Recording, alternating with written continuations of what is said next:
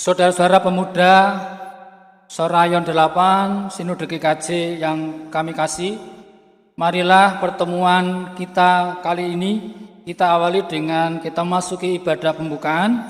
Bersama siapkan hati kita memasuki saat hening sejenak. Bersama-sama kita di dalam hati kita mengaku bahwa pertolongan kita adalah di dalam nama Tuhan yang menciptakan langit dan bumi. Turunlah atas saudara sekalian kasih karunia dan damai sejahtera dari Allah Bapa, Putra, dan Roh Kudus di dalam nama Tuhan Yesus Kristus ada pada saudara sekalian. Amin.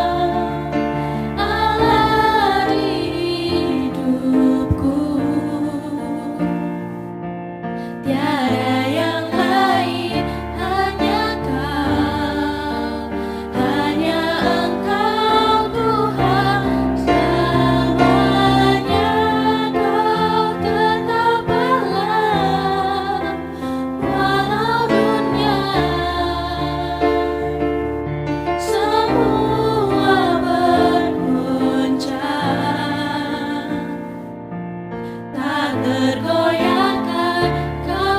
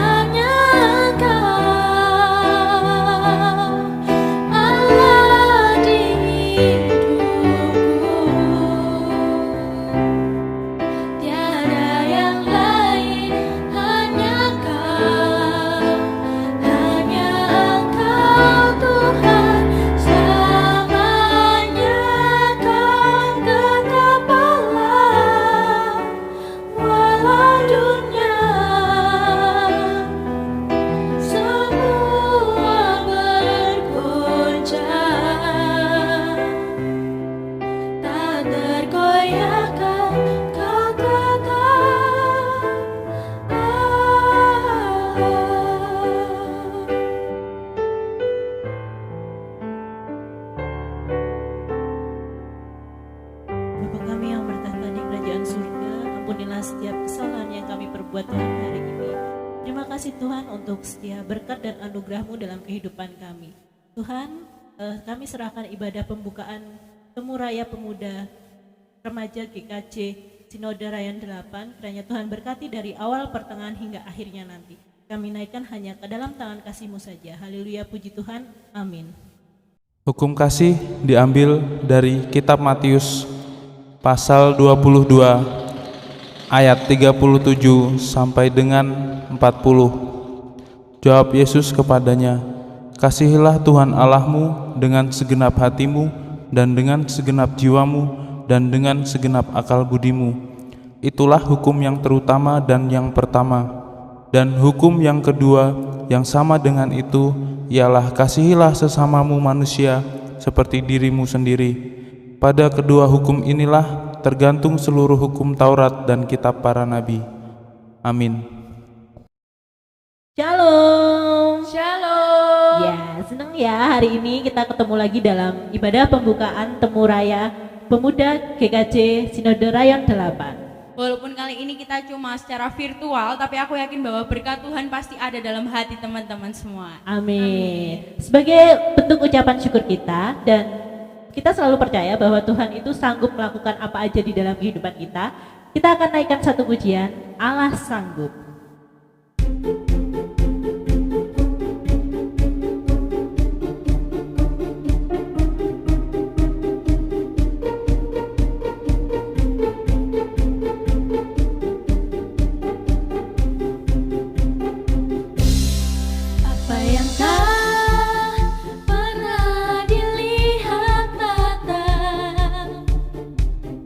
Yang tak pernah didengar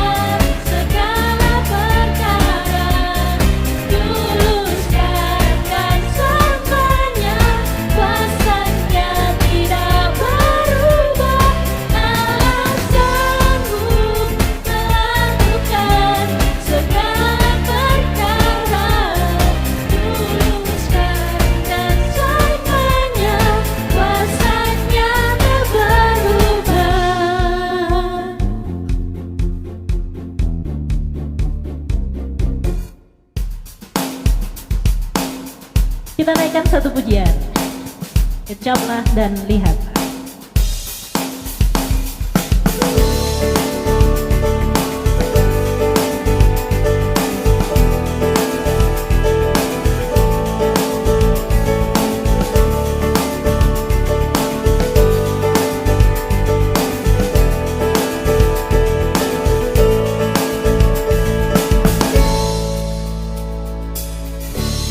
Kecaplah dan lihatlah betapa baiknya Tuhan itu. Rasakan dan nikmati kasih setia Tuhan. Kecaplah dan lihatlah betapa baiknya Tuhan itu. Rasakan dan nikmati kasih setia Tuhan. Oh, syukur bagimu Tuhan, segala hormat bagimu Tuhan, Allah yang mengasihiku, Allah yang memeliharaku selamanya.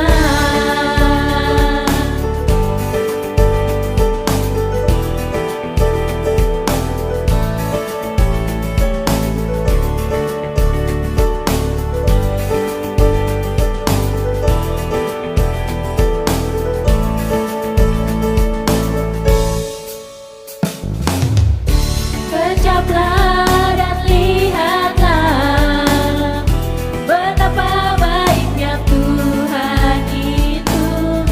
Rasakan dan nikmati kasih setia Tuhan. Oh, syukur bagimu Tuhan, segala hormat bagimu Tuhan, Allah yang mengasihiku, Allah yang memeliharaku. Oh, syukur bagimu Tuhan, segala hormat bagimu Tuhan, Allah yang mengasihiku, Allah yang memeliharaku selamanya. Amin.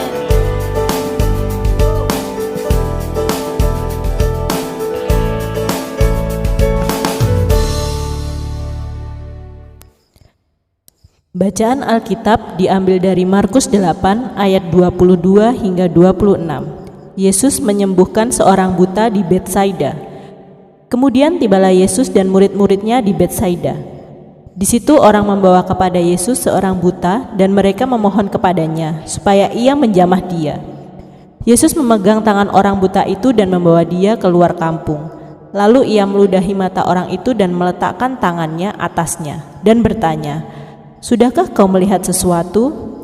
Orang itu memandang ke depan lalu berkata, "Aku melihat orang, sebab melihat mereka berjalan-jalan, tetapi tampaknya seperti pohon-pohon." Yesus meletakkan lagi tangannya pada mata orang itu. Maka orang itu sungguh-sungguh melihat dan telah sembuh, sehingga ia dapat melihat segala sesuatu dengan jelas. Sesudah itu Yesus menyuruh dia pulang ke rumahnya dan berkata, "Jangan masuk ke kampung." Amin. Teman-teman pemuda sesinode GKJ yang saya kasihi dalam Tuhan, tema kita pada pertemuan ini adalah Tuhan pulihkanlah keluargaku. Sama dengan tema bulan keluarga Sinode GKJ. Berbicara tentang keluarga, berbicara juga tentang diri kita. Bagaimana kita sebagai manusia yang terbatas juga sakit, membutuhkan pemulihan, karena luka bisa terjadi kepada siapa saja, di mana saja, dan oleh apa saja. Bacaan kita pada Markus 8 ayat 22 sampai 26 menceritakan atau menyaksikan tentang pemulihan. di mana Yesus menyembuhkan seorang buta. Ketika seorang buta dihadapkan di hadapannya, dia meludahi mata orang buta itu, namun belum bisa melihat. Baru kemudian Yesus menyentuh dia, menjamah matanya, dan orang buta itu menjadi pulih dari butanya. Teman-teman pemuda sinode yang saya kasihi, berbicara tentang luka-luka, tentang sakit yang harus dipulihkan. Sekali lagi saya berbicara tentang diri kita. Bisa terjadi karena keterbatasan kita. Jadi siapapun bisa terluka oleh apapun.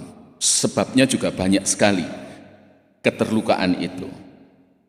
Sehingga kita mengambil tema Tuhan pulihkanlah keluargaku atau Tuhan pulihkanlah aku.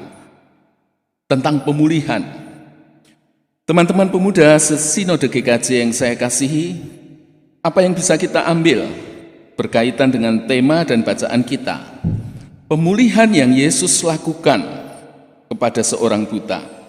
Yang pertama ingin saya sampaikan adalah tentang, sering saya berpikir liar gitu ya.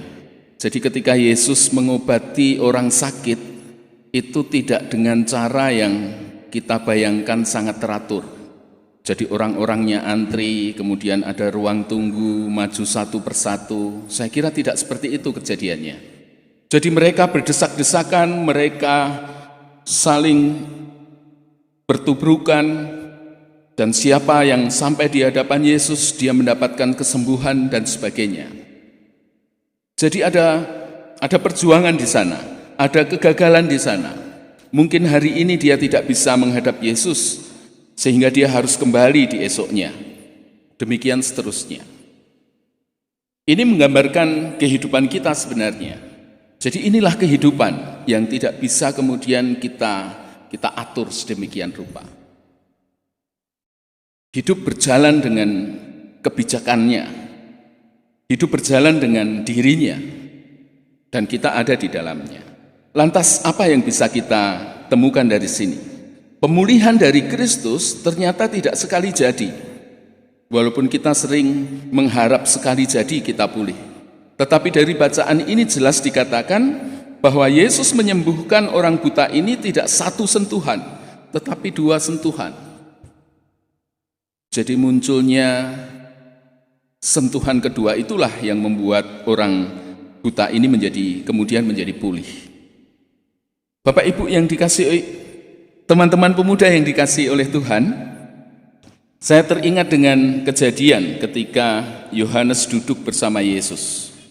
Yohanes adalah murid yang dikasihi oleh Yesus menurut cerita, menurut legenda. Kemudian Petrus ada di depannya, dan kemudian Petrus menyuruh Yohanes untuk bertanya kepada Yesus, siapakah yang akan mengkhianati dia? Dia memberi kode kepada Yohanes supaya menanyakan itu. Sering sikap gereja, sikap kita cenderung kepada sikap Petrus. Terlalu menekankan sesuatu yang sifatnya doktrinal, institusional. Padahal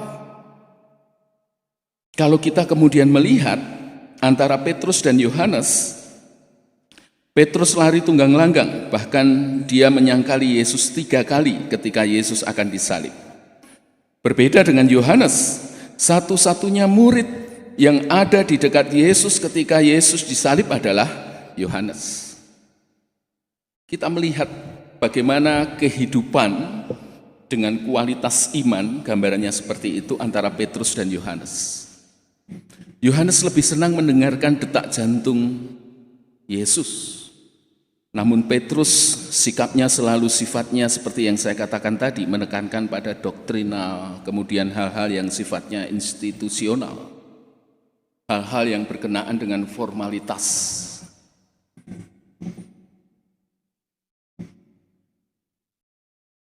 Hidup adalah hidup di mana kita harus menghidupinya. Iman Kristen ingin mengatakan yang pertama tentang pemulihan adalah Mari kita menghidupi kehidupan ini seperti Yohanes yang mendengarkan detak jantung Kristus. Segala sesuatunya tidak kemudian selalu teratur. Segala sesuatunya tidak kemudian berjalan seperti apa yang kita inginkan. Dan itu terjadi di dalam Markus. Sentuhan kedualah yang kemudian menyembuhkan si orang buta. Bagaimana kita pulih? Bagaimana keluarga kita pulih? Sering kita menginginkan sesuatu yang langsung jadi. Yesus memberikan mukjizat dan kita pulih dan keluarga kita pulih. Tetapi apa sebenarnya yang ingin dikehendaki Yesus? Kita ada di dalam kehidupan ini, kita masuk di dalamnya, justru kita hidup dengan mendengarkan detak jantung Kristus atau detak jantung ilahi. Kita ada di sana, sehingga kemudian kita menemukan sentuhan-sentuhan kedua Yesus di dalam kehidupan kita. Dan kita akan dipulihkan di sana. Luka akan selalu ada. Kita pulih, akan ada luka baru. Tetapi Yesus juga senantiasa mengajak kita untuk memasuki kehidupan ini dengan mendengarkan detak jantung ilahi. Kita ada di sana, hidup di sana, dan kita akan merasakan sentuhan kedua Yesus di setiap langkah kehidupan kita. Luka boleh muncul, tetapi sentuhan kedua tangan Yesus akan membuat kita juga selalu pulih. Sehingga kehidupan kita akan mencerminkan kehidupan Kristiani. Luka boleh menghampiri kita. Kita berusaha untuk pulih. Namun kita akan senantiasa menjadi pribadi atau keluarga yang akan terluka, tetapi juga akan selalu pulih. Sehingga sikap kita di dalam kehidupan ini juga akan memulihkan sesama kita. Markus 8 ayat 22 sampai 26 ini sangat menjelaskan kepada kita bagaimana kita mensikapi kehidupan ini. Hal terakhir yang ingin saya katakan adalah inilah yang sering terjadi di dalam kehidupan kita. Kita selalu sering mempermasalahkan atau kita selalu sering lebih mempermasalahkan keadaan yang terjadi. Namun Yesus mengajar kita bahwa yang lebih penting adalah mempermasalahkan bagaimana sikap kita kepada keadaan yang terjadi. Ini iman yang diajarkan oleh Kristus. Memasuki kehidupan ini dan merasakan sentuhan kedua Kristus, sehingga setiap luka yang muncul di dalam keluarga atau di dalam diri kita juga akan selalu dipulihkan oleh Kristus. Kiranya ini menjadi berkat bagi kita semuanya, bagi teman-teman pemuda. Kiranya ini membuat kita semakin berani untuk memasuki kehidupan ini dengan apapun yang akan terjadi, karena Tuhan tidak menjamin bahwa kita tidak akan terluka melangkah di dalam kehidupan ini, tetapi Tuhan menjamin bahwa Dia selalu beserta kita untuk memberikan sentuhan yang kedua, memulihkan kita dari luka-luka kita. Selamat berpulih, selamat melayani, dan selamat ikut memulihkan sesama. Tuhan Yesus memberkati kita semuanya. Amin.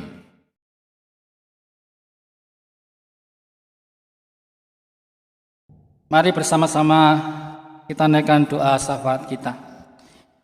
Kami bersyukur Tuhan ketika kami di pertemuan pemuda GKJ Rayon 8 pada saat ini sekalipun secara virtual kami boleh dipersatukan bersama-sama dan kami telah menerima taburan firman-Mu yang mengingatkan kami supaya kami sebagai pemuda selalu ingat akan peran kami baik di tengah-tengah keluarga kami.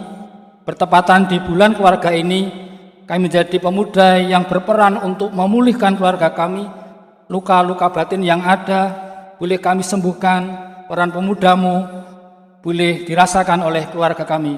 Demikian juga di tengah-tengah masyarakat, bangsa dan negara kami pun berperan di dalam persatuan bangsa dan negara kami. Di bulan Oktober ini juga kami merayakan Hari Sumpah Pemuda.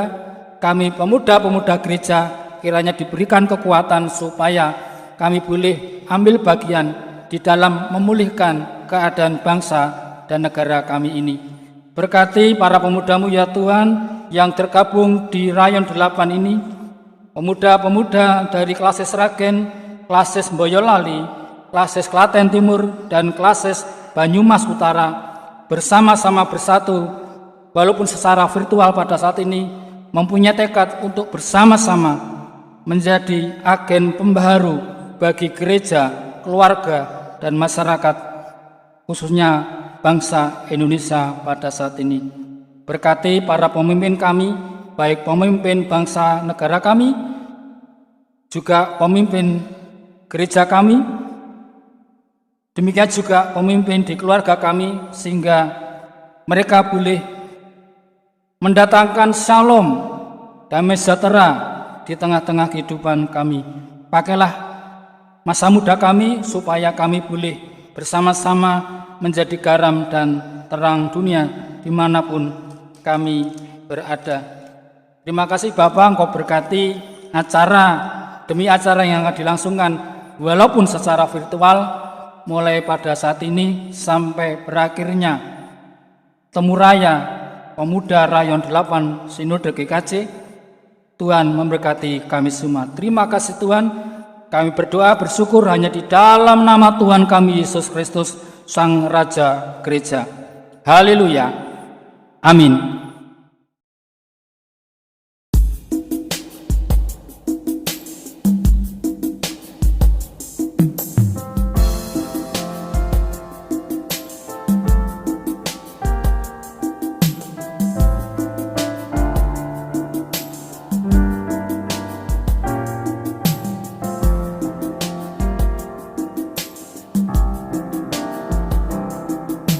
Bawa kepadamu, oh Tuhan,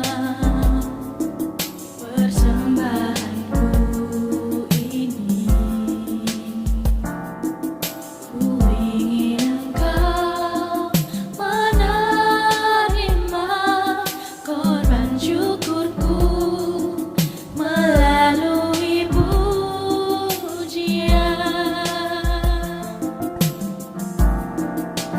Pernah ku bawa selain yang terbaik, yang harum dan sejati di hadapan tatamu. Yesus, ku terimalah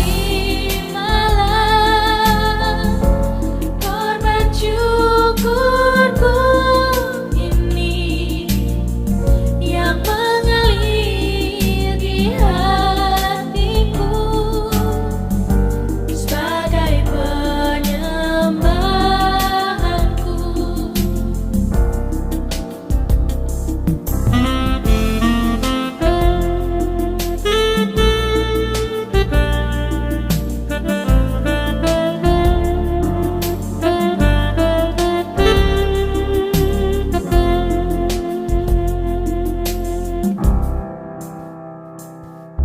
Ku bawa kepadamu, oh Tuhan, persembahanku ini. Ku ingin Engkau menerima korban syukurku melalui pujian. Takkan pernah ku bawa selain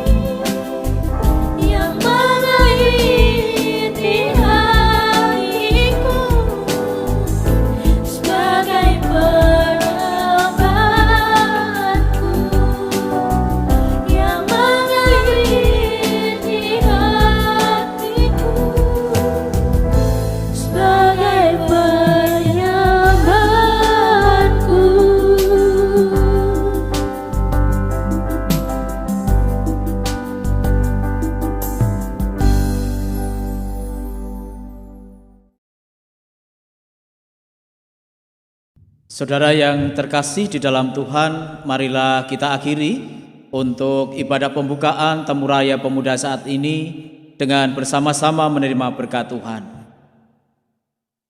Kasih, karunia, dan damai sejahtera dari Allah Bapa kita dan Tuhan Yesus Kristus, serta persekutuan Roh Kudus, ada pada saudara semuanya.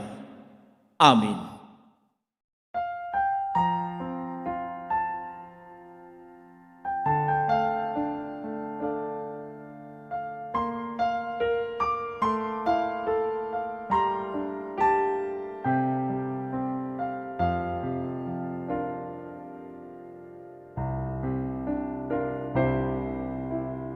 Aku dan seisi rumahku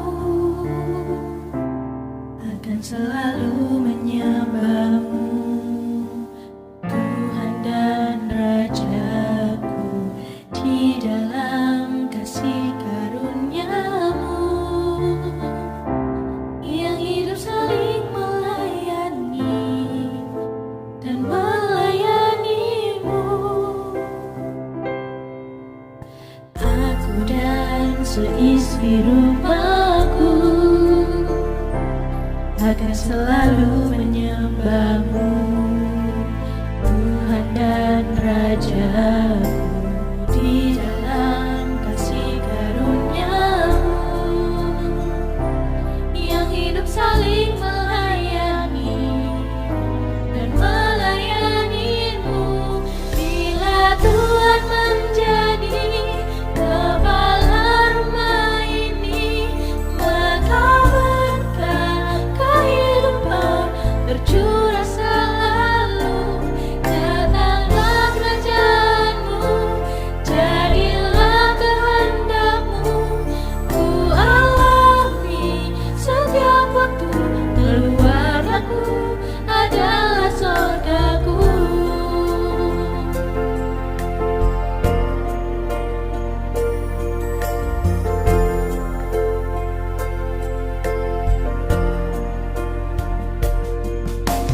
Aku dan seisi rumahku akan selalu menyembahmu, Tuhan dan Rajaku, di dalam kasih karuniamu yang hidup saling melayani dan melayanimu. Bila Tuhan menjadi kepala rumah ini, maka berkah kehidupan tercurah selalu. Datanglah kerajaanmu, jadilah kehendakmu, ku alami setiap waktu. Keluargaku adalah surgaku.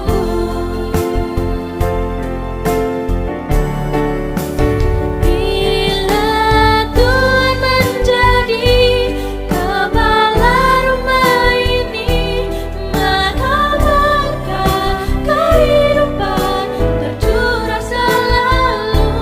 Datanglah kerajaanmu, jadilah kehendakmu, ku alami setiap waktu. Keluargaku adalah surgaku.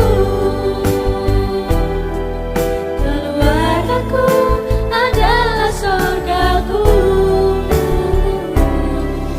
Keluargaku adalah surgaku.